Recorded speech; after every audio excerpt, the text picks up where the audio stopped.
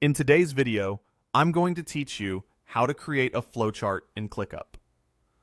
Flowcharts are a simple, visual way to map out a workflow or brainstorm ideas. Think of them as an image-based planner that turns a messy thought process into a clear, connected sequence. Whether you're sketching out a process for your team or clarifying a personal routine, this quick method will help you build something that's easy to follow and share. We'll begin by heading to your spaces on the left side of your ClickUp workspace. That left sidebar is where your different areas of work live, and it's the quickest route to create something new. Move your cursor over that area until you spot the plus sign. If you don't see it immediately, hover gently near the labels, and it should appear. Go ahead and click the plus sign. This is your gateway to creating all sorts of items, and it opens up a small menu with a few different choices. When the drop-down menu appears, you'll see options like forms and templates, along with a selection that says Whiteboard. Click on Whiteboard. If you're using the free plan, keep in mind you'll have a limit of 10 whiteboards in total, so it's worth being intentional about what you create and how you use them.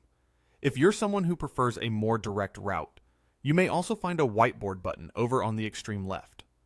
Either path takes you to the same place, so choose whichever is most convenient based on your layout and habits. Once the whiteboard opens, this is where the magic happens.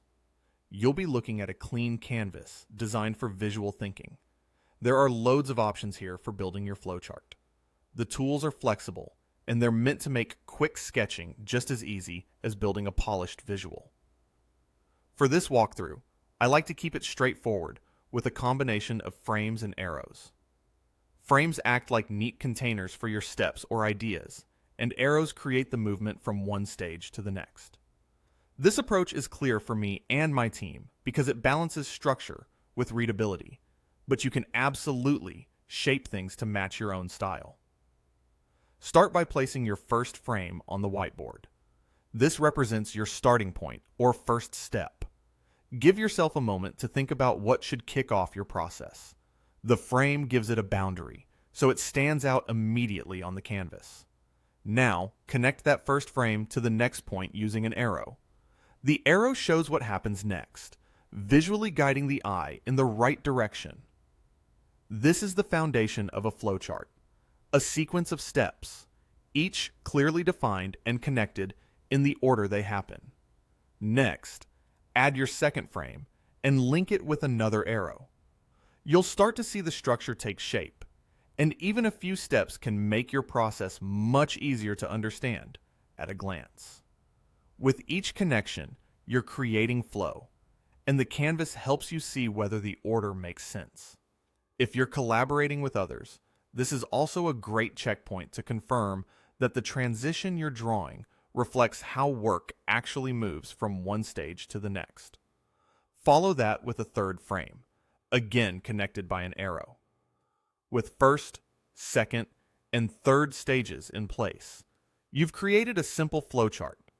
You can stop here if your process is short, or continue building if your workflow has more pieces.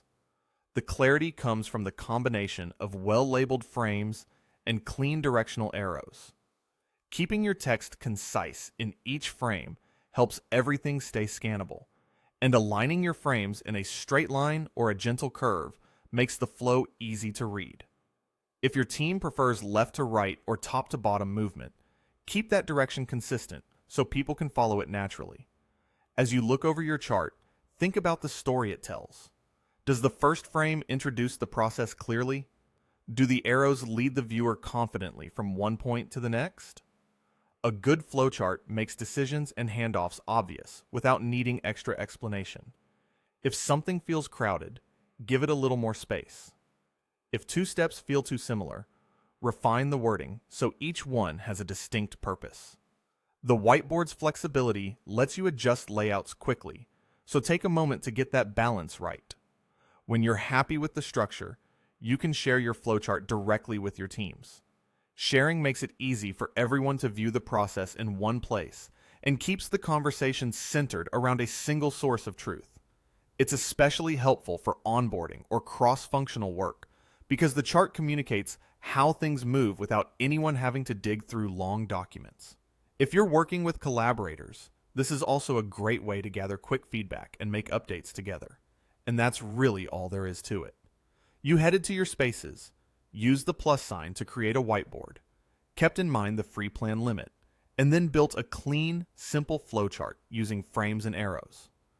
With just a few elements, you now have a visual that helps break down complexity and get everyone on the same page. It's fast to set up, easy to understand, and flexible enough to grow with your needs.